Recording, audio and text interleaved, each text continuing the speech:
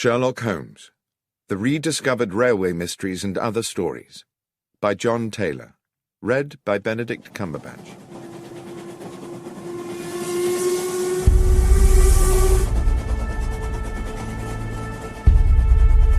An Inscrutable Masquerade.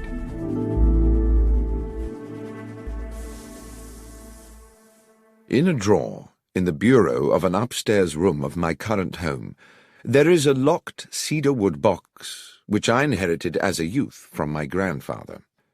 This is, one might say, my box of secrets. When I was young, it contained the treasures of boyhood, a catapult, a lump of beeswax, the carapace of a crab. For many years since, it has been the repository of an archive, admittedly a ragged and disordered archive, a collection of notes and scribblings concerning some of the many cases of my lifelong friend, the consulting detective Sherlock Holmes, which, for one reason or another, I never took the trouble to write into proper reports. Having had recently a little time on my hands, I reopened this box of yellowing notebooks, and it seemed to me that several of the cases, given the ocean of time between those events and the present day, would now bear telling. And I begin by chronicling an adventure which I may have dismissed for several reasons, not because it lacked baffling and intriguing elements, on the contrary, but mostly, I think, because it was, for me personally, such a dizzying and distressing experience. It was a Wednesday evening in July, at the end of a day of strait-jacketing heat, and I sat next to the open window of our parlour at Baker Street, drinking in the air and hoping for the liberating ripple of a breeze. The newspaper on my lap reported the release from police custody of a known criminal, Tobias Organ, arrested some days previously for the murder of Max Zimmerman, a moneylender shot through the head in his small apartment in Wardour Street. In the end, there had been insufficient evidence to charge Organ with murder, even though the police clearly thought him culpable. Strangely enough, I had once met Organ myself. He had come to me as a patient suffering, as I recall, from a severe lesion to the lower back, which he maintained had been caused by a fall against a metal stanchion, but which I had little doubt was in fact a stab wound. My diagnosis was supported, I believe, by his barely veiled threat that I should under no circumstances make known his injury to anyone else. He had an unforgettable, menacing way with him, and I had felt immense relief when he left my surgery. I'd been looking forward to discussing the Organ case with Holmes, who would certainly have some views on the subject, but when he finally appeared for dinner he was irritable and uncommunicative, and from these symptoms I guessed him to be in the process of some taxing mental work. All the same, I had no wish to sit out the meal in silence. "Stifling weather to be out and about, Holmes," I said, peppering a slice of beef. "Indeed, Watson, and equally stifling to be in." He busied himself with cutting into a potato. After a while I said, "I've not seen you today. I presume you were somewhere on business." "Yes, Watson, I was." Another pause, the chink of cutlery. "Somewhere local?" "Somewhere very local, Watson. I'd expect you'd like to know where." "Well, I've no wish to be intrusive." "In the basement. I've been all day in the basement of our house, and since your desire not to be intrusive is clearly struggling against your overwhelming curiosity to know, I will tell you why I was there." And he paused and smiled, in the full confidence that you will not breathe a word to a soul about it. "Why, Holmes, of course not, and on the understanding that if I do tell you, you will not be able to leave this house until my work is complete." "What?" I put down, almost dropped, my knife and fork. "You don't mean not leave at all?" "That's precisely what I mean. So it may be that you would prefer to forego my secret rather than consent to becoming a prisoner here for what might be several days." Hopelessly intrigued, I gave no thought to the discomfort of being shut indoors in this sultry heat, no thought to the boredom, not even any thought to the fact that I had appointments in my diary. "I'm prepared to abide by your request, Holmes." He stood up from the table, his meal unfinished, and went across to the hearth to retrieve his pipe and tobacco pouch. As he filled his pipe and lit it, he sank into his armchair. "I believe you have been preoccupied with the case of Tobias Organ, Watson." Yes, it has been on my mind. How? You twice left the newspaper open at that page. The moneylender Zimmerman, a legitimate businessman with a wife and young children, was murdered with an army rifle. The police have many reasons for believing Tobias Organ to be guilty of the crime, and one of these is that he owns an army rifle. Organ, of course, denies that his firearm is the murder weapon. Well, yes, I said, one would expect he would. But suppose, said Holmes, suppose there was a science which could with certainty tie a bullet to the gun which fired it. Well, that would be marvellous, I said. But there isn't, is there? Well, Watson, let us say that such a science is seminal. It is exactly this problem which I am wrestling with at present in the basement of the house. I've set up a laboratory of sorts down there where I can conduct some experiments. Progress is promising, and if the results are as I expect, they will certainly send Tobias Organ to the gallows. But Organ is an utterly ruthless villain, undoubtedly guilty of a number of murders, but devious enough always to palm them off on others. If he were to gain even an inkling of my work, we would be in the utmost danger. I can see that you would be in danger, Holmes, but how might I be? As I say, Watson, Organ is ruthless. To get at any enemy, his favourite trick is to abduct someone close to his adversary, often with, I'm afraid, horrific consequences. You know too much now, and since I'm not prepared to put you at risk in that way, I fear you must sit it out in these apartments. You must not answer the door, you must stay away from the windows, no visitors.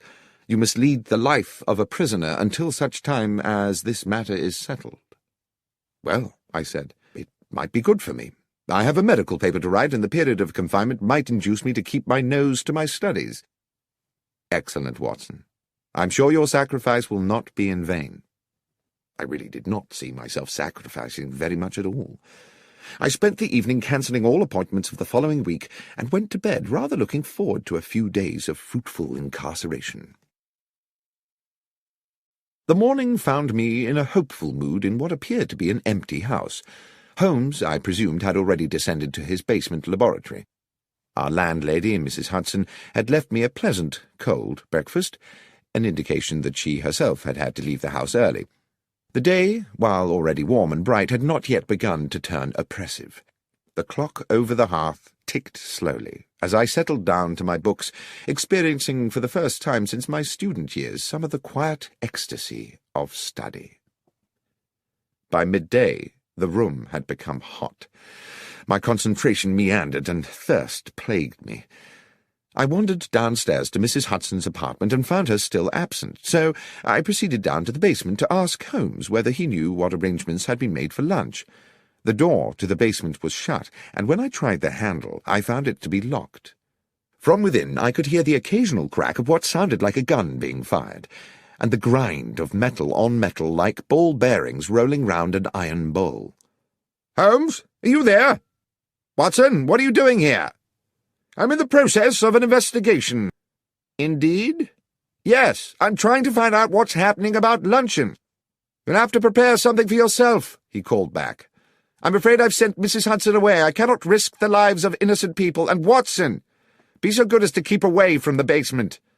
Confine yourself to our own rooms and to the kitchen. There's a good fellow." "Very well, Holmes, but—" "Yes?" "I really would very much like a newspaper." "I'm afraid you must do without. Neither of us can take the chance of leaving here until this business is complete. Now, please, let me get on." I trundled to the kitchen. I managed to find myself some bread and cheese, which I took back upstairs. Our rooms were now very hot, and since I was forbidden to sit near the window, I ate my luncheon over my books, dropping crumbs into the creases of Gray's Anatomy and beginning to feel restless. After lunch, I managed to force myself to a little more work, but by 3 o'clock had fallen asleep in the armchair. I woke to hear the sounds of evening traffic moving along Baker Street. I listened with something like envy to the busy hubbub of those who were free to come and go, who had families to return to, and simple feasts awaiting them at convivial tables. My lot seemed bleak by comparison. Holmes did not emerge from his infernal basement, and Mrs. Hudson did not appear with an evening meal. I cannot recall how the rest of the evening passed. The heat absorbed during the day by London's pavements now radiated back to thicken the evening air. The world outside, of which I had no news, became gradually silent, and I, hungry and disconsolate, went finally to bed. The next morning, after a makeshift breakfast, I got down to some work, and was well into the argument of the paper I was writing, when I began to realize that the room was again beginning to become airless and oven-like. Determined not to succumb to lethargy as I had the previous afternoon, I decided that despite Holmes's strict embargo on going near the window, I simply must have some air.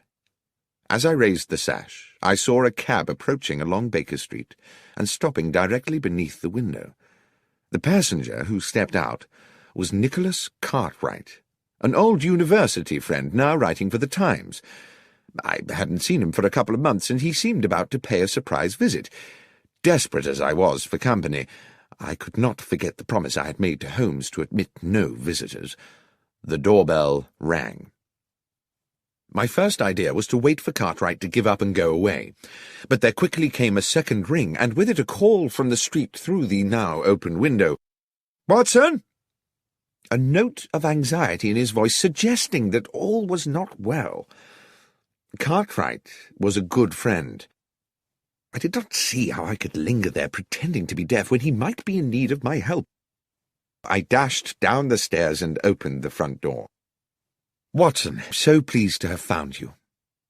The statement immediately struck me as odd, as did Cartwright's whole demeanour, but mindful of the proximity of Holmes in his makeshift laboratory, I whispered, "Look, old chap, odd things are going on. Come up, as quietly as you can. I'll explain there." A sudden sharp crack issued from the depths of the house, and I hoped that, preoccupied as he was, Holmes would have no inkling of the presence of my visitor. As we entered the parlour and shut the door, Cartwright said, "Watson, I've been worried about you. I didn't even know if I'd find you here." "Worried?" "Yes. The story in the Gazette regarding yourself and Mr. Holmes. Did you know it was in the papers?" "Cartwright, I haven't the least idea what you're talking about, and as for newspapers, I haven't seen one in days. Here." He tossed me the paper, open at about the third or fourth page, and I read the following headline and accompanying article. "Sherlock Holmes and Dr. Watson part company? After several years of celebrated collaboration, the eminent consulting detective Mr. Sherlock Holmes and his medical companion Dr. John Watson have terminated their professional partnership and, it seems, simultaneously ended their personal friendship. Mr. Holmes said that while he continued to hold Dr. Watson in high esteem and to regard him as a man of exceptional honour and professional competence, circumstances upon which he could not and would not elaborate had made it expedient for them to go their separate ways." There was no comment from Dr. Watson. I stood for a moment, holding the newspaper and averting my gaze from Cartwright. Who had written this? Did Holmes know about it? Was there some truth in it? Was Holmes's exile to the basement a way of keeping me at bay while he found alternative lodgings? "This is today's Gazette?" "Yes, Watson. I see you knew nothing about this." "Am I speaking to you as a friend, Cartwright, or as a journalist?" "Well, I suppose, unfortunately, as a friend, John. I say unfortunately because this is clearly a damned good story. But if you wish to talk to me off the record, so be it." "Off the record, then. I know nothing of this, and I don't know whether Holmes has had a hand in it. He's conducting some very secret business at present, and possibly it's connected to that. That's all I can tell you, I'm afraid." "One thing does baffle me," Cartwright said. "How did the Gazette get the story without us getting it too? Anyway, I won't make anything of this, John, until you give me the go-ahead. But I hope if there does turn out to be an exclusive—" "You'll be the one to get it," I said. "Thank you, Nicholas." I saw him down the stairs and closed the front door behind him, finding myself relieved that he had gone. I had no idea that I would be seeing him again soon under even more peculiar circumstances. But determined that now I must confront Holmes with this business, I knocked on the door of the basement. "Holmes?" A long silence. "Holmes? We must speak." "Not now, Watson." "Holmes, there's something I must discuss with you urgently. Something in the newspaper." There was a scuffling and the basement door opened. "Newspaper? How did you get a newspaper?" Cartwright called. He'd seen an article— Yes, Holmes interrupted. Yes, the article. I dare say you would appreciate an explanation. Give me half an hour. A little later we sat opposite one another in our sitting-room. The evening was still close and oppressive. "The newspaper article," said Holmes, "was an unfortunate necessity. I hope it has not caused you too much embarrassment, Watson, and when this business is finished, all will be rectified." "But why," I said, "report us as having quarrelled?" "Bear with me, Watson, I beg of you. As you know, I have tried to keep my work here secret, but how certain can one be of that? The police are involved in these matters and are aware of my experiments, and who knows whether some junior or even senior member of the force is not in league with that utterly ruthless villain. Now, having been alerted to that newspaper report, might it not be the case that Tobias Organ would assume that you were no longer in London? At any rate, he would certainly be likely to assume you were no longer sharing these premises with me." "You gave the story to the Gazette to protect me?" "Yes, Watson. That was my purpose." "I just wish that you'd consulted me first." "You were not supposed even to know about it, Watson. And if you had not had a visit from Cartwright, you would never have seen the article. It was unfortunate that he came when he did." "It was the article that brought him." "Yes, a miscalculation on my part. Now, it is late, work to do tomorrow, and I must insist on extracting from you another guarantee." "What's that, Holmes?" "That you will not, under any circumstances, interrupt my work again. It's all very delicate, and a disturbance at an inopportune moment could ruin everything. Is that clear? Not under any circumstance." That night I lay awake in the muggy heat, the bedclothes pulled back, and grieved for what I calculated to be the death of my reputation. At least I imagined that's how the world would see it, or at least that portion of the world that reads the London Gazette. Holmes and Watson have parted company, but there is no comment from Watson, only a nobly worded valediction from the great detective. Such bitter thoughts polluted my restless waking and tormented my subsequent dreams. And added to all this, there lay a sense that things were still not clear, that something crucial remained unspoken. I woke early, but exhausted. Without going near the window, I took in what I could of the wakening day. The street was quiet. I dressed slowly and descended to the kitchen to find something to eat. The rattles and sharp cracks of Holmes's experiments had already come to life below in the basement, and I wondered whether he had even bothered to go to bed. I was making a pot of tea when the doorbell sounded. The noises from the cellar did not pause, so I assumed that Holmes had not heard the bell.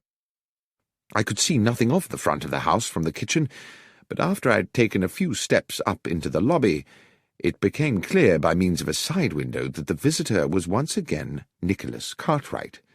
I went to the door and admitted him. "Cartwright?" "What's going on, Watson?" "What do you mean?" "I mean, what game is being played here?" "Cartwright? I've no idea what you're referring to. You better come up." He was, I could tell, steaming with anger, though I had no idea what I could have done to arouse it. He would not sit. He stood with his arms behind his back, a man preparing to deliver an accusation. "You told me you were inescapably confined to this house?" "Yes, Cartwright, and so I have been. This is the third day." "Excluding yesterday night, you mean?" "No. I was here yesterday night, too, tossing and turning in my bed at the thought of my ruined reputation." "Watson, see here. Yesterday you prevailed upon my friendship by confiding in me matters which, as a journalist, I considered more than worthy of publication. Had I known that you were deceiving me—" "Cartwright, you have my word I was not deceiving you. I have not left this house since Monday afternoon." "So you have a twin brother?" "No, I do not." "Then please explain to me who was the man outside the restaurant at Marylebone Station at 5 past midnight?" "I take it he resembled me." "More than resembled. I do hope you're being truthful with me, Watson." I could see that his suspicions were not allayed. I even began to wonder whether my restless period of waking the previous night had itself been a dream, and whether I had been sleepwalking. Such things are possible, I know, and the heat, my fatigue, and the events of the last days had left me so baffled that in that moment of confusion I could not entirely rule it out. "What happened," he said, "was that I was walking through the station concourse when I spotted you by the wall of the restaurant, which by then was closed, talking to a man in a brown felt hat.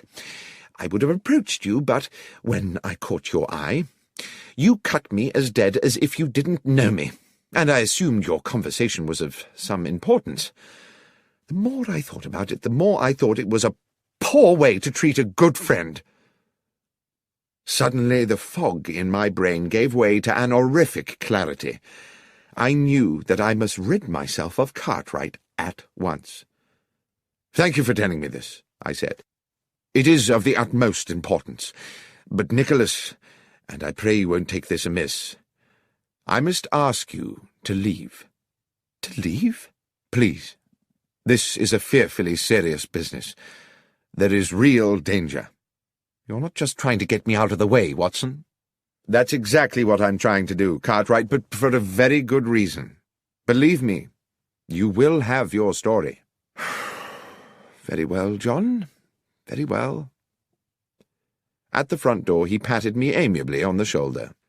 I shut the door on him and leaned against the wall, trying to get my thoughts in order. Holmes had instructed me not under any circumstances to trouble him again.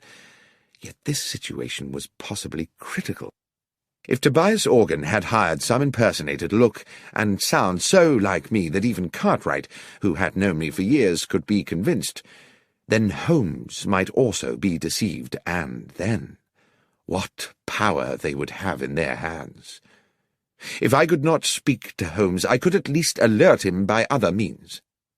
I ran up the stairs with the idea of writing a note which I could slip under the basement door, but as I reached our rooms, I heard a cry from the street. Without thinking, I ran to the parlour window. 100 yards southwards along Baker Street, 3 men were struggling. 2 of them were bundling the third man into a cab against his will. It was Cartwright. I dashed down the stairs and ran into the street. The driver of the cab had already whipped up the horse and moved off at a lick, but I gave chase, fury and outrage fueling my progress. I pursued them for a good half a mile until eventually they outpaced me, and I stood gasping for breath outside St. Vincent's Church. I sat on the pavement. I needed Holmes's help. The transgression of a broken promise was a trivial thing, surely, in the context of this appalling incident. I would go to him immediately. Aware that, in the haste of my pursuit, I'd left the front door of the house open, a new anxiety overcame me. Clearly this kidnap was the work of Organ's ruffians, and who was to say that they would not take advantage of an open door? I trotted as briskly as I could back to Baker Street. But the door was no longer open, and on such a close and windless day I thought it unlikely it had been closed by a draught. The horrible thought occurred to me that someone may have already got in. And then everything seemed to tumble into place. Cartwright's abduction had been intended to draw me out of the house so that the man masquerading as myself could gain entry. Holmes would be unaware of this. He would eventually open the door of the basement to his assailant, and believing it was myself he was admitting, would offer the easiest of targets. I had left the house without a key, but I knew there was a possibility of access via the rear of the terrace. This entailed my knocking at the door of our neighbour, Mrs. Harben, an elderly, amiable woman who seemed happy to allow me access to the rear of the building. Here I was obliged to scale a wall to the yard outside the back of our own dingy basement, the front room being that which Holmes had taken for his makeshift laboratory. There was no light within. I opened the door with infinite slowness. The noise of Holmes's experiments seemed to have stopped. The door that connected this room to the front half of the basement was 6 or 7 short paces away, but it was too dark to see whether the bare floorboards were liable to move and groan when I trod upon them. I tested each step before lowering my weight, and moved with the floating motion of a rather overweight pantomime artist. 1, 2, 3. Then there was movement behind me. A hand was clamped across my mouth and an arm locked around my throat. The grip was expert. I could not breathe or move. The hot breath of my assailant in my ear whispered, "Doctor, do not cry out. I'm going to release you and you will turn round slowly and face me. You must not make a sound. Tap my hand if you understand." I reached up to the hand around my throat, and obediently I tapped it. The arm released me, and as quietly as I could I took a deep draught of air, turning as I did so. "Lestrade!" "Shh! Yes, Doctor. Wasn't expecting you here.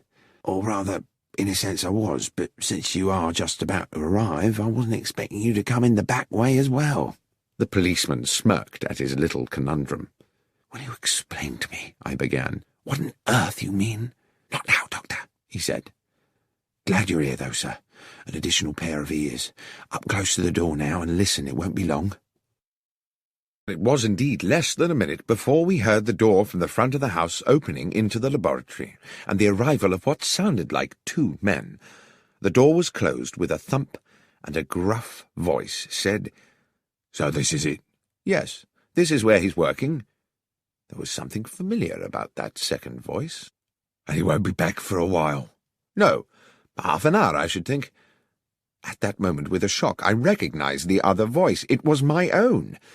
I turned to Lestrade again, but he just put his finger to his lips and indicated that I should continue to listen. "So what's the plan, then?" asked the gruff voice within. "To match the bullet that killed Maximum with the ones from your gun," said my voice. "The police know you killed him, but they need Holmes to provide them with evidence that will convince a jury.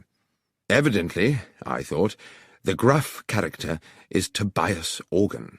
I heard him pace about, then spit noisily. "Zimmerman's not the first one I've topped, and they've never got me yet. They say you only got £4 10 from him." "Never you mind what I got. Anyway, I never killed him just for the money. I killed him because he gave me a bad look. He gave me a bad look, and I gave him a bad headache. A bullet right between the eyes. Now, let's deal with this little problem." Suddenly there was a tumultuous crash, as if one of the walls had fallen in. "In we go, Doctor," said Lestrade. He pushed the door hard, and we rushed into the laboratory, where Organ had kicked Holmes's equipment flying in all directions, and where, to my amazement, I saw that he was now being attacked by myself.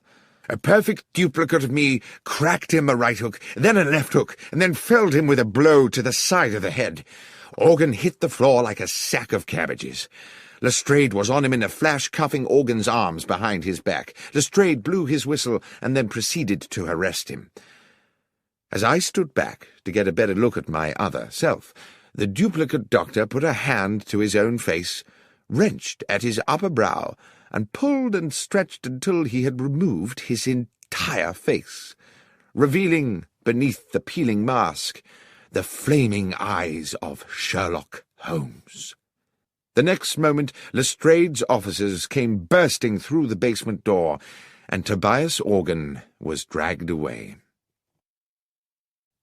The heat of the day had given way at last to a pleasant evening. Mrs. Hudson had returned to the house and provided Holmes and myself with an excellent evening meal. Now we sat with our brandies, and Holmes with his pipe at the open window, where a gentle breeze lifted the curtains and refreshed the parlour.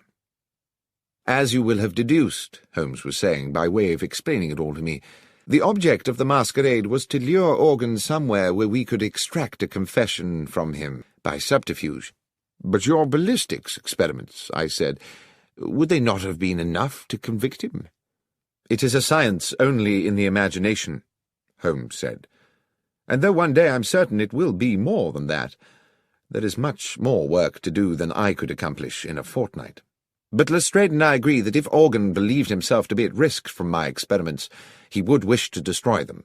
What on earth were you doing in there, Holmes, if the thing was a complete hoax?" "I'm afraid I did deceive you a little. I was not in there all the time. The mechanism of an old railway clock and a device employing elastic and a drum skin were intended to give the ear the impression of ongoing industry. "Well, it certainly deceived me," I said. "But was it really necessary for me to be incarcerated for the duration?" "I'm afraid so, my friend. If Organ, through one of his spies, had got wind that there were two Watsons, the trick would not have worked.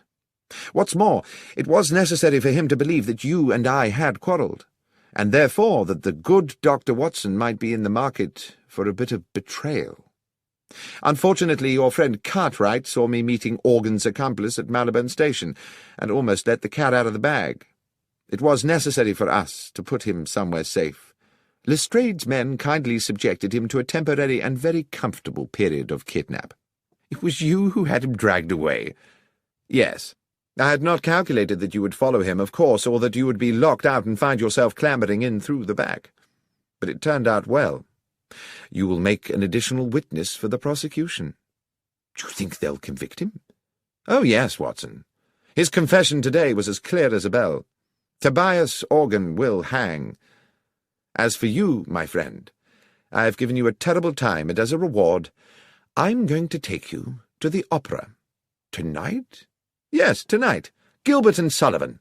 The Mikado." "But, Holmes, my memory is you don't much like Gilbert and Sullivan." "No, Watson, but you do. And besides, I have to confess to having a soft spot for the Lord High Executioner."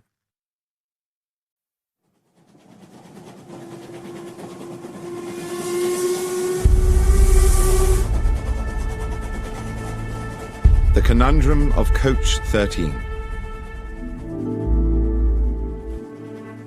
On an October morning, when rain streamed from the black clouds that swept above our Baker Street lodgings, I found my friend Sherlock Holmes in a similarly overcast mood. He had not had a case in weeks, not at least what he called a decent case, and he had been huffing and puffing about the house for 2 days. It was with some relief to both of us, therefore, that we heard the slowing approach of a cab in the street outside, and both moved eagerly to the window.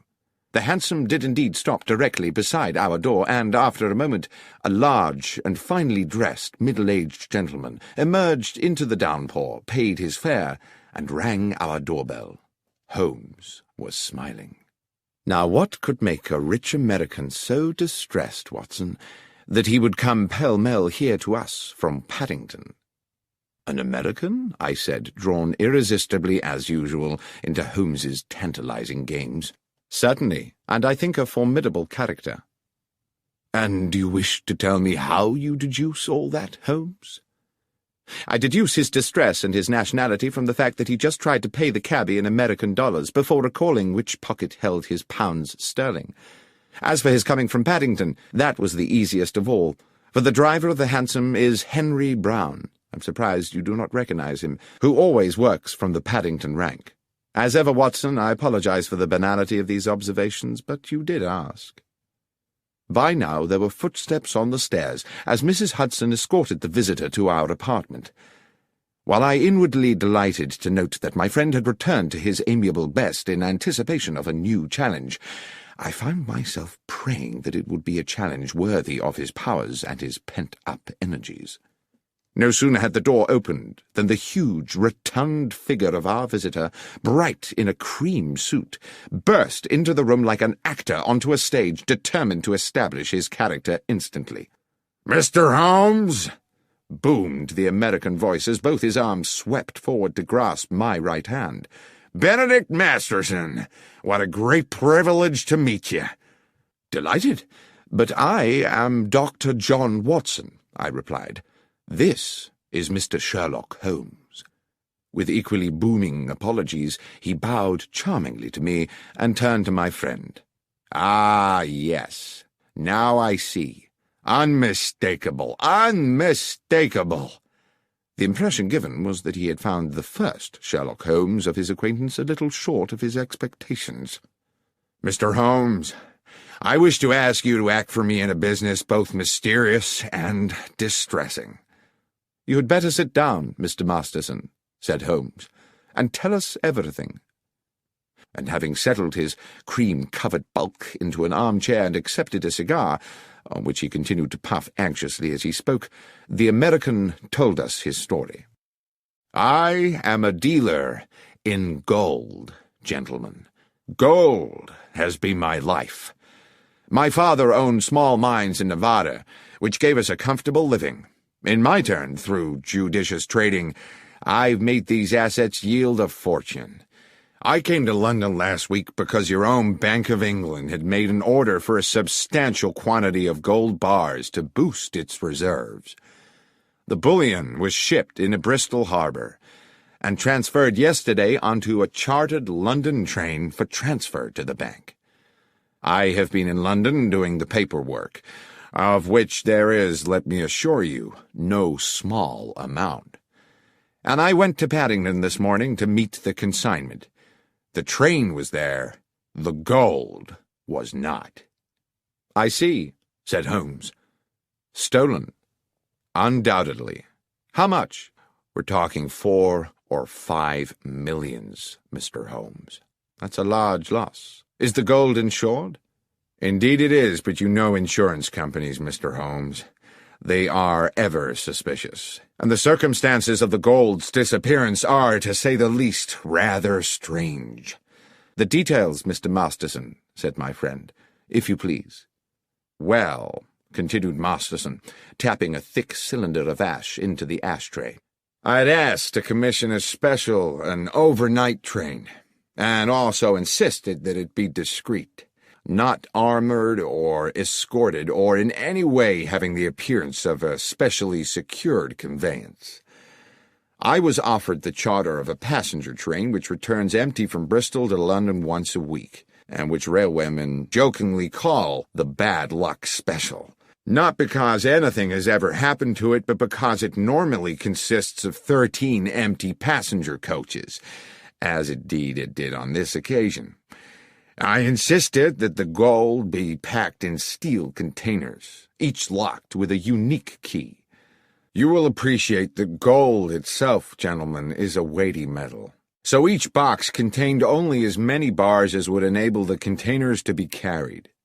In order to prevent the possibility of them being removed from the moving train, I ensured that while they were small enough to go through the open carriage door, they were too large to pass through the windows, even with the windows slid down to their largest aperture.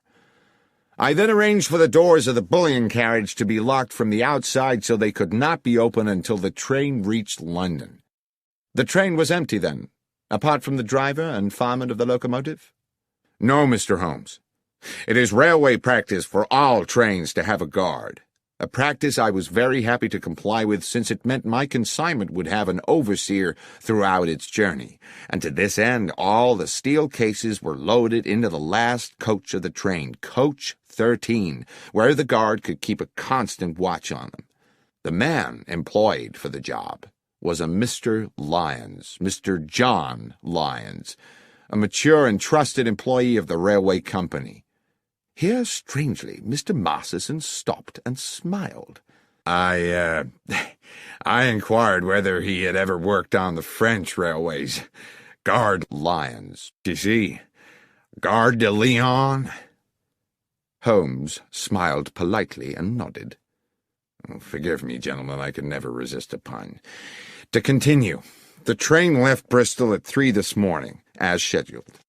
But when it arrived at Paddington at 6, the steel boxes of gold were gone. Mr. Holmes, this was an impossible robbery.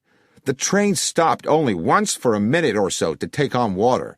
Hardly time to unload a single box of bullion, let alone 100 of the darned things, weighing in at 150 pounds apiece.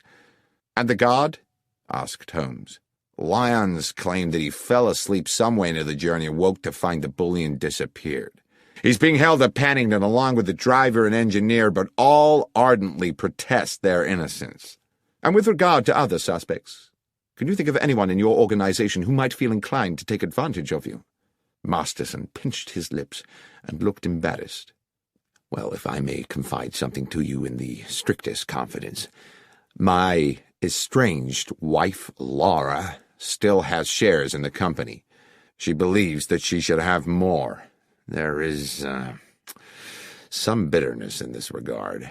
However, I know Laura well enough to doubt that she is a thief.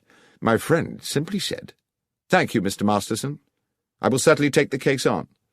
Would you be so good as to wire Bristol and inform them that Dr. Watson and I are on our way?" "I will, sir. You mean to go there today?" "Indeed, yes, as soon as I have made a check or two at Paddington Station." "Well, I surely thank you.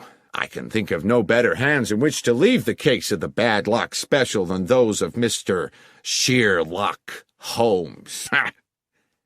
Holmes did not smile. "I never leave anything to chance, Mr. Masterson. Perspicacity and reason are the tools I employ." "Forgive me, Mr. Holmes. As I say, I am fatally attracted to puns." "We will keep you in touch," Holmes said, "with all developments."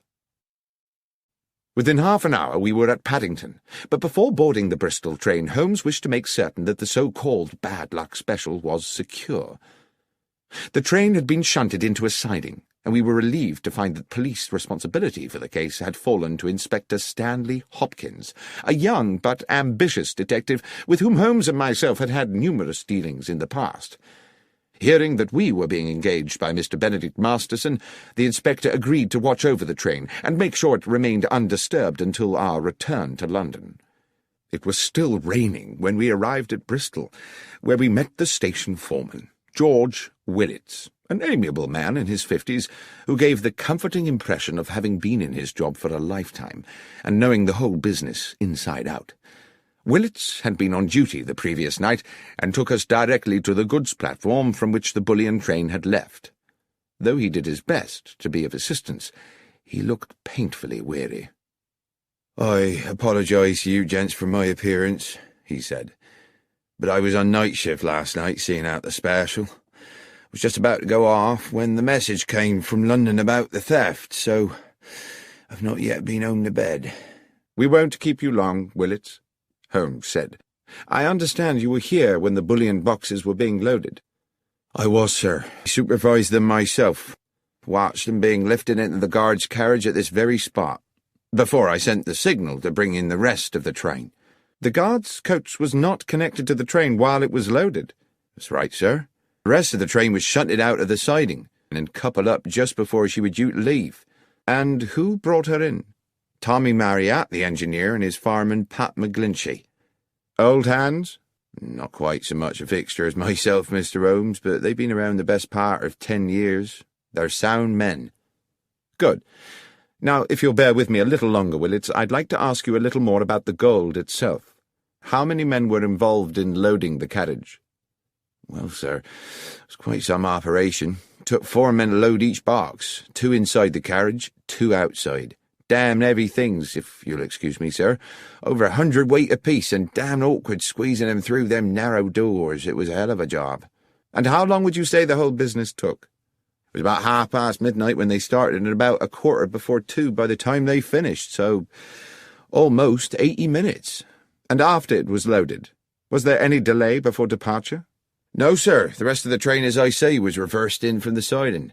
John Lyons, the guard, got aboard, and the door of the guard's coach was locked from without, sir, as per our instructions." "One final question, Willits, if I may. I'm informed the train stopped en route." "Yes, sir. She was scheduled to hold up for a minute or so at Swindon to take on water." "It stopped for no longer than that, and at no other time?" "No, sir. The signalman would know for sure if she'd been held over for more than a minute, and that's already been checked."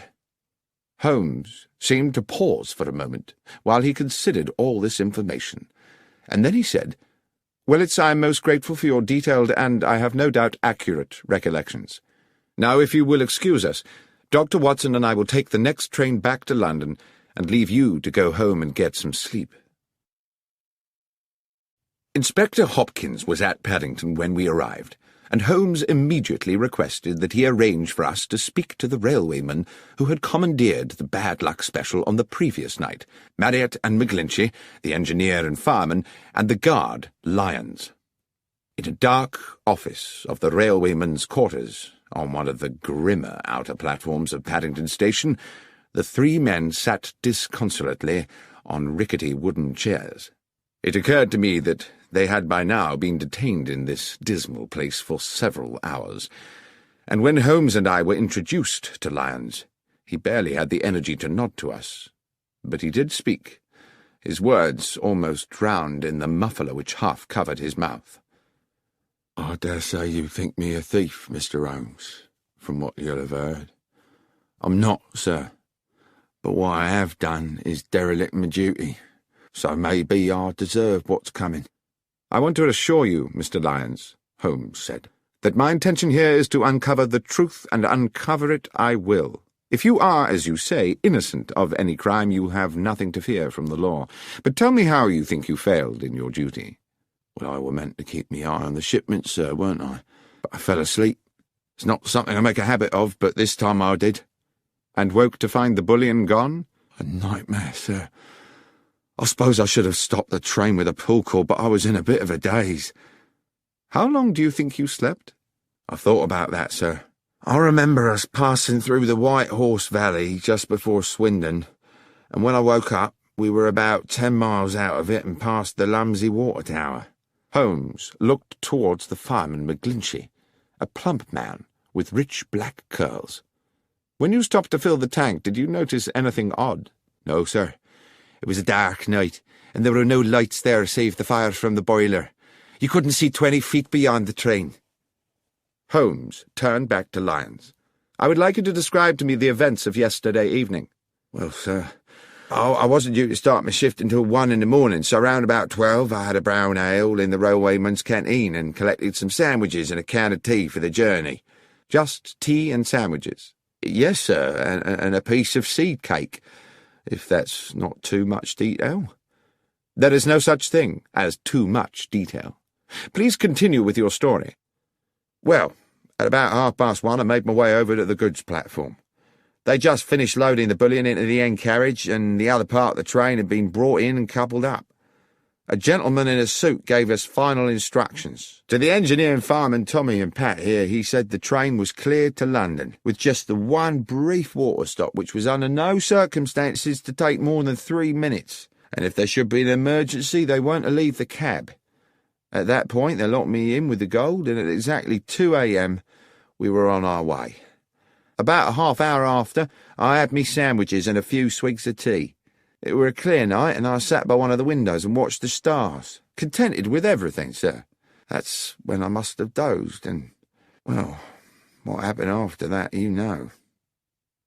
"Thank you, Lyons," said Holmes.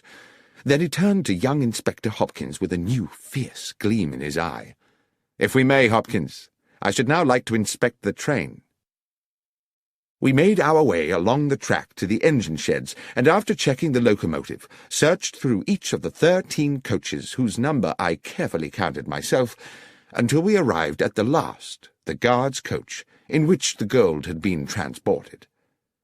"Now I have been assured," Holmes said to Hopkins, "that the doors of this coach were locked from the outside for the duration of the journey."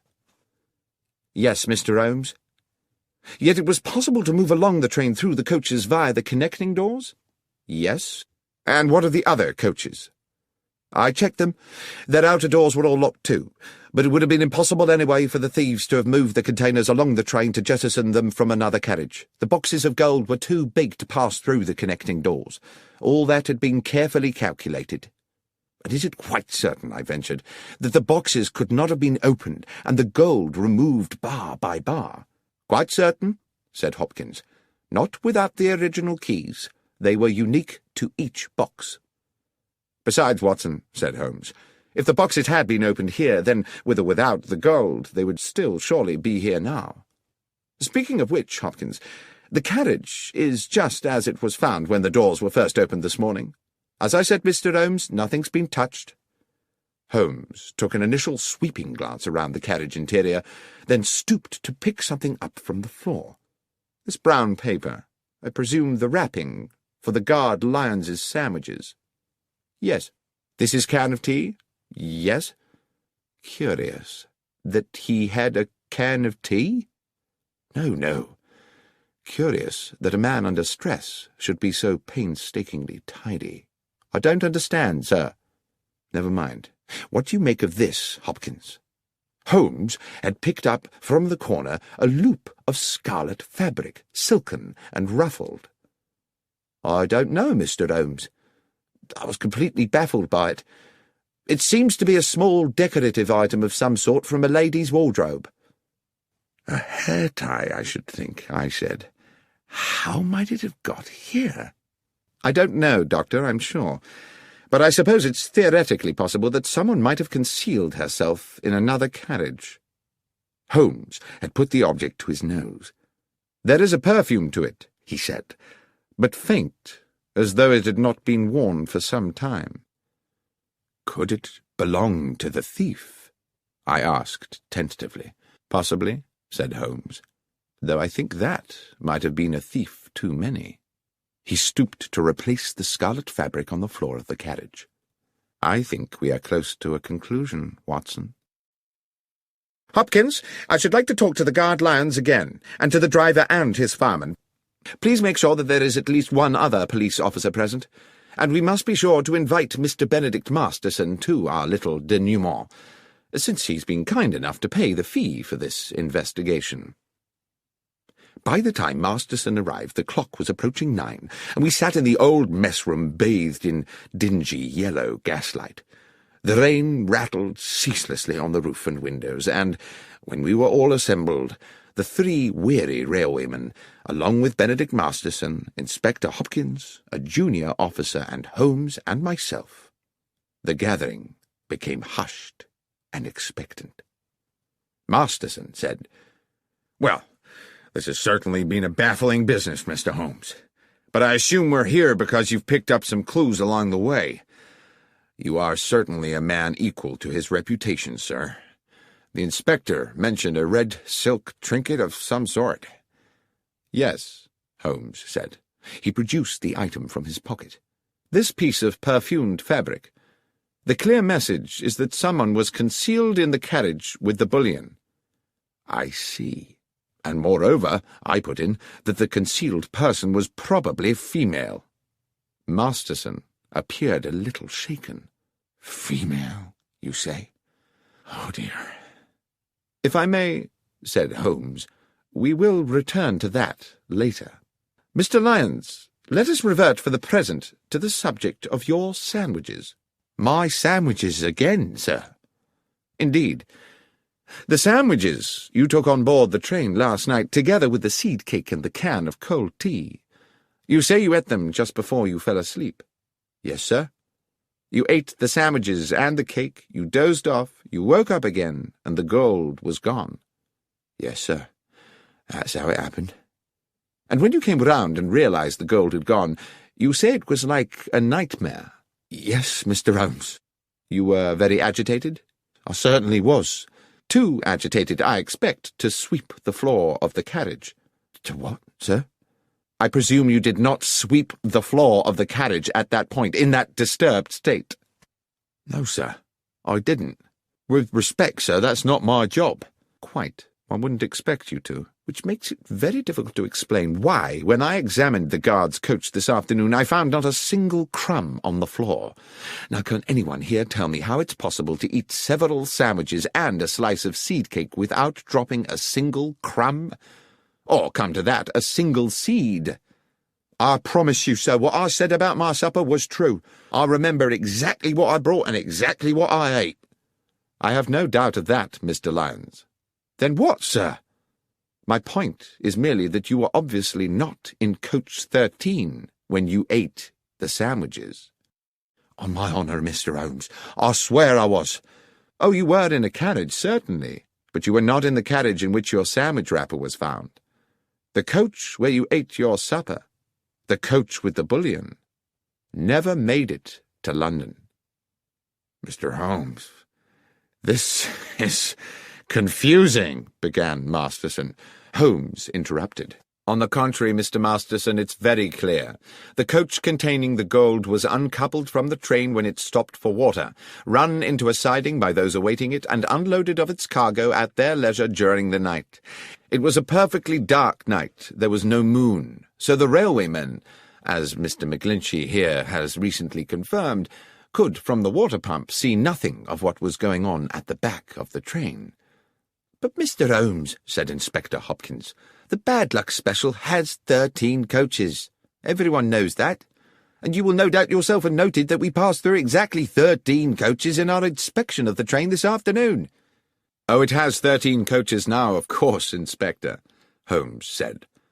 And it only struck me after we had left Bristol and its pleasant station-master Willits that he had described to us in detail his whole engagement with the loading of the gold and the departure of the train without once mentioning that he'd counted the coaches before the train left. The fact is, he didn't count them. He didn't think he needed to.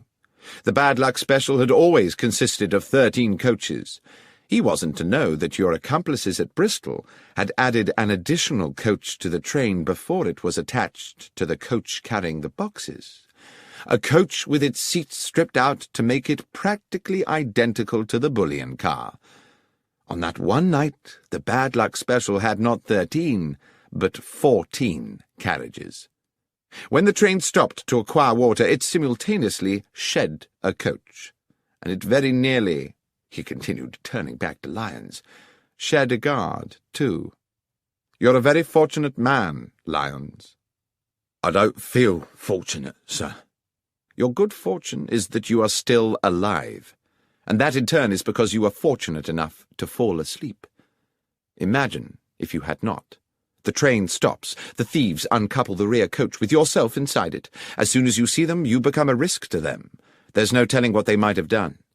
What I believe actually happened was that as they were releasing the carriage from the train, someone noticed that you were asleep inside. They took the opportunity to move you into the next coach, along with your tea can and sandwich wrappings. You may be thankful you did not wake at that moment." Masterson wore an expression of amazement. "I am full of admiration, Mr. Holmes. But at the same time, I feel somewhat desolated. This clearly means that someone in my organization has betrayed me." "Which brings me back to the ring of scarlet silk discovered in the carriage, certainly an intriguing adornment to the problem," said Holmes. "It could indeed signify the presence of a woman." "But there is the mystery," I said, "of how she got there, or what she might have done." "I think, however," said Holmes, "that is a mystery with a simple solution." At this point Masterson appeared rather tragically stricken. "You're thinking—" "Yes," said Holmes. "You're thinking that my estranged wife, Laura— Dear God, that foolish woman—" "Oh, come along, Mr. Masterson. You know full well your wife had nothing to do with it. There was no one aboard the train save the 3 men here, driver, engineer, and guard, and none of them had anything to do with the robbery." The 3 railwaymen looked at one another as though they had suddenly had revealed to them their entitlement to a joint fortune. "As for the thieves," said Holmes, "they are to be located somewhere nursing a hoard of bullion, apart, of course, from their paymaster, who is sitting here with us. Is that not so, Mr. Masterson?" Masterson blustered and steamed. He was outraged.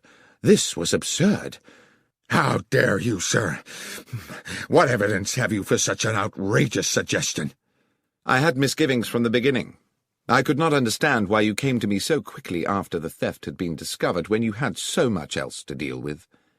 I see now that you were at pains to demonstrate to the insurance company that you were doing all in your power to recover the bullion because, of course, if you could have both the gold and the insurance money, you would have considerably augmented your fortune. But worse still, what your partners in crime would have done to Mr. Lyons, had he not had the good sense to fall asleep on the job, hardly bears thinking about. You were prepared not just to steal, but to be an accessory to murder." "This is speculation, Mr. Holmes. This would not stand up in court. You should be looking for another felon. What about that red silk ring?" "Ah, yes. You've been very subtle about that, Mr. Masterson, suggesting your wife's name one moment and the next assuring me that she could not possibly be implicated. I doubt whether you thought she would be, but you certainly sought to throw me off the scent. What was that item, if not a red herring? And is that not, for those who like to play games with words, another way to say, a red herring? What fun you no doubt planned to have with that joke, Mr. Masterson, had you got away with this business. Now it seems the joke is on you. That was one pun, Mr. Masterson, which you would indeed have done better to have resisted. But whether justice was fully done is a moot point.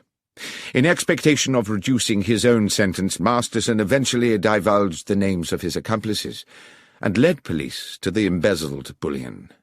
And although he was committed to prison for several years, it was clear that once his sentence was served, he would continue the life of a wealthy man.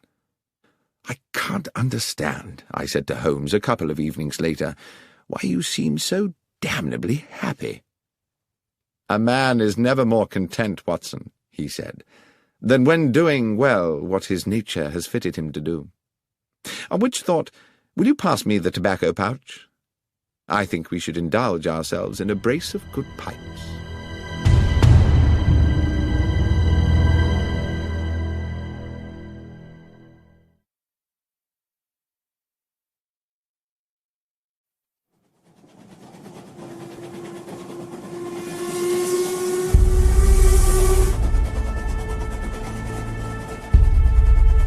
The Trinity Vicarage Larceny.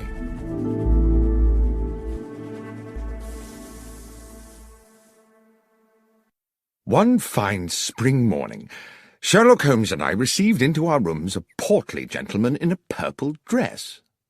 That at least is how it momentarily appeared to me, as I glanced up from the Daily Chronicle at the open door. The purple gentleman, it transpired, was the Right Reverend the Lord Bishop of Kent, an old acquaintance of Holmes, and he had brought with him, as so many of our visitors do, a problem that was clearly causing him some agitation. Mollified a little by coffee and a cigar, Bishop Spriggs needed no prompting to divulge his story. "The nub of my problem, gentlemen, is an unfortunate young priest. A young man of promise and talent, very popular with his parishioners, who has inadvertently got himself into deep water." "Intriguing," said Holmes. "You may recall," the clergyman continued, "that Trinity Church in the Kent village of Hatchingham was last year in the news because of an exceptional discovery." "Of course," I said. "A silver chalice of considerable worth was discovered in the crypt." "Yes, Dr. Watson. A magnificent medieval relic, the so-called Hatchingham Grail, weighing some 22 pounds. With my approval it was sold to the British Museum, with the idea that a good portion of the proceeds would go towards restoring Hatchingham Church. The Reverend Kingsley, pending the beginning of the building work, had locked the money up in the church crypt. It was stolen yesterday. Holmes, you can imagine what an outcry there'd be if this found its way into the papers. It would be bad for Kingsley and the Hatchingham parish, and goodness alone knows what it would do for the reputation of the church. At any cost, the money must be recovered and the thief put away. And I mean any cost, Holmes." "Let us not concern ourselves with fees just yet," Holmes said. "Are there any clues at all as to who might be responsible for this theft?" "I'm not sure about clues," replied the clergyman. "Kingsley did make some sort of an attempt to discover the identity of the villain by chasing him over the fields after the theft, but I'm afraid he didn't get very far." "I think we had better meet the young reverend," said Holmes, "as soon as is practical. Watson, would you be at liberty to accompany me to Hatchingham for a few days?" "I'm utterly indebted to you both," said the bishop. "I dare say while you're in Hatchingham we could put you up at the Trinity Church Rectory. Or there's the Jolly Bulldog, if you'd prefer an inn." "Ah," said Holmes, "the Jolly Bulldog. Now that sounds like just my kind of animal." We journeyed to Hatchingham the next morning and established ourselves at the cosy but crumbling hostelry that was the Jolly Bulldog. Our landlord was a bluff man called Starkey. taller by inches than Holmes, and compelled to stoop to avoid the beams of his own ceiling as he lumbered about in heavy boots serving his customers. He grudgingly provided us with a late snack of bread and some rather tough cold meats, complaining that if everyone chose to be fed at 2:30 in the afternoon, they would have to invent a new word for the meal taken between luncheon and dinner. "Leftovers?" said Holmes to me impishly, and at a level which I am sure Starkey was meant to overhear. "Might be that word?" The publican growled ominously as he left us, and I leaned over to Holmes and whispered, "There is surely an example of how a little power may go to the head of a man and make him too big for his boots." "I was thinking rather," said Holmes, "from the way he clumps about this place, that his boots are rather too big for him." I saw the two gentlemen on a nearby table smile at this remark. "I shouldn't take a lot of notice of Starkey," said one of them amiably. "He's just as tiresome with all the customers." The gentleman introduced himself as John Hapton, and his companion as Matthew Winslow. Although neither Holmes nor myself disclosed the details of our mission to Hatchingham, it seems they knew we were expected, and it turned out that both gentlemen were members of the parish committee, and were fully apprised of the theft, though they were quick to assert that it was not yet public knowledge. "I hope you will be successful," said Hapton, "in bringing this thief to book. We are fond of our vicar, and he has been a deeply troubled young man since it happened." The